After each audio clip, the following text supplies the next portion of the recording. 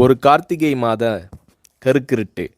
செங்கல்பட்டிலிருந்து படப்பிடிப்பை முடித்துக்கொண்டு எம்ஜிஆர் அவர்கள் நடுநிசி 12 மணி வாக்கில் காரில் வந்து கொண்டிருக்கிறார்.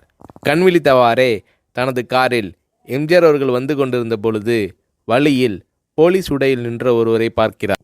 எம்ஜிஆர் அவர்களின் கார் அவரை கடந்து செல்கின்ற போது எம்ஜிஆர் அவர்களின் நெஞ்சில் பொறி தட்டுகிறது.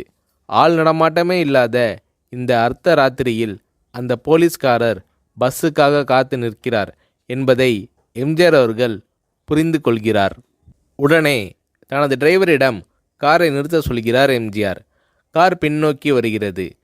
போலீஸ்காரரின் அருகில் காரை நிறுத்தி கதவை திறந்து ஏறுங்கள், எங்கே போக வேண்டும் என்கிறார் எம்ஜிஆர். பரவாயில்லை, நான் பஸ்ஸிலே வந்து விடுகிறேன் என்கிறார் அந்த போலீஸ்காரர். நேரமாகிவிட்டது, இனி இந்த ரூட்டில் பஸ் கிடையாது, ஏறிக்கொள்ளுங்கள் என்று எம்ஜிஆர் அவர்கள் வலுக்கட்டாயம் செய்ய போலீஸ்காரர் வேண்டா வெறுப்பாக ஏறுகிறார். காரின் உள்ளே லைட் போட்டு சாப்பிட்டீங்களா என்று கேட்டுக்கொண்டே தனது சீட்டுக்கு பின்னால் இருந்த பிஸ்கெட் பழங்களை எடுத்து கொடுக்கிறார் எம்ஜிஆர். இப்படி ஓசியில் பயணம் செய்வதே எனக்கு உடன்பாடில்லை. இன்னும் நீங்கள் உண்ண சொல்லி வேறு என்னை இழிவுபடுத்தாதீர்கள் என்று போலீஸ்காரர் மறுக்கிறார். எம்ஜிஆர் அவர்கள் பூரிக்கிறார். இருப்பவனிலிருந்து இல்லாதவன் வரை படித்து பதவியில் இருக்கும் எத்தனையோ பேர் எனக்கு அது வேண்டும் இது வேண்டும் என்று எம்ஜிஆர் அவர்களிடம் வேண்டியதை பெற்று செல்கிறார்கள். ஆனால் சாதாரண பொறுப்பில் இருக்கும் இந்த போலீஸ்காரரின் நேர்மை எம்ஜிஆர் அவர்களை மெய்சிலிர்க்க வைத்துவிட்டது. எம்ஜிஆர் அவர்களின் கார் கத தூரத்தில் வந்து கொண்டிருந்தாலும் காரின் நிறத்தையும் ஒளியையும் மனம் கமலும் ஓடிக்கான் வாசனையையும் வைத்து இது எம்ஜிஆர் அவர்களின் கார் என்றும் கார் சென்ற தடத்தை தொட்டு வணங்குகின்ற அளவுக்கு புகழுடன் திகழ்ந்த நேரம் அது. அரை மணி நேரம் கார் சென்று கொண்டிருக்கிறது.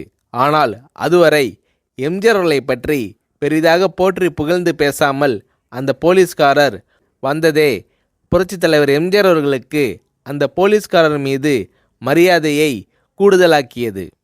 நான் தான் எம்ஜிஆர் என்கிறார் எம்ஜிஆர். கேள்விப்பட்டிருக்கிறேன் என்கிறார் அந்த போலீஸ்காரர். பொன்மனச்செம்மல் எம்ஜிஆர் அவர்களின் முகத்தில் கோபம் இல்லை, பதிலுக்கு பொன்முறுவல் மலர்கிறது. என் படங்களை பார்த்து இருக்கிறீர்களா என்று கேட்கிறார் எம்ஜிஆர். நான் சினிமாவே பார்ப்பதில்லை என்கிறார் அந்த போலீஸ்காரர். புரட்சித் தலைவர் எம்ஜிஆர் அவர்கள் இன்னும் பிரமிக்கிறார். இப்போது கார் சத்தத்தை தவிர ஒரே நிசப்தம். போலீஸ்காரர் தனது வீட்டிற்கு 1/2 கிலோமீட்டர் தூரத்திற்கு முன்பே காரை நிறுத்த சொல்லி இங்கேயே இறங்கிக் கொள்கிறேன் என்கிறார். ஏன், நீங்கள் குறிப்பிட்ட அந்த விலாசம் இன்னும் 1/2 கிலோமீட்டர் தூரம் இருக்கிறதே என்கிறார் எம்ஜிஆர். சாதாரண போலீஸ் உத்தியோகத்தில் இருக்கும் நான் காரில் வந்து இறங்கினால் என் வீட்டிற்கு அருகில் உள்ளவர்கள் என்னை தவறாக நினைத்து கொள்வார்கள். இதுவரை இப்படி நான் யார் காரிலும் ஓசியில் வந்து பழக்கமில்லை. நீங்கள் இவ்வளவு தூரம் செய்த உதவிக்கு நன்றி என்கிறார் அந்த போலீஸ்காரர். புரட்சித் தலைவர் எம்ஜிஆர் அவர்கள் அதற்கு மேல் எதுவும் பேசவில்லை.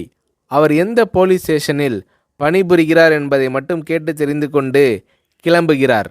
அடுத்த நாள் செங்கல்பட்டு போலீஸ் ஸ்டேஷனுக்கு ஃபோன் செய்து நான் எம்ஜிஆர் பேசுகிறேன் என்கிறார் எம்ஜிஆர்.